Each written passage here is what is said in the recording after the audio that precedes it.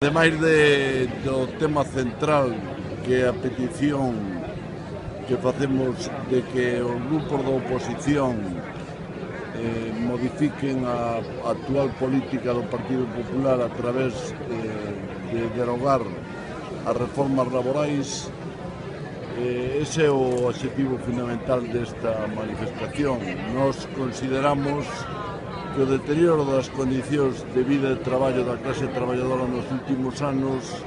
de goberno do Partido Popular levou a unha situación insostible, cun aumento da pobreza, cun aumento da desigualdade e cunha perda de dereitos que non se recordaba e que eran dereitos que tiñamos acadado despois de 40 anos de loita, non? É dicir, no ano 1977 empezou o movemento sindical a obter os seus frutos, a ter as súas conquistas, e ahora vemos como en 4 anos de mandato de maioría absoluta do Partido Popular todas esas conquistas, ou a maior parte delas, se viñeron abaixo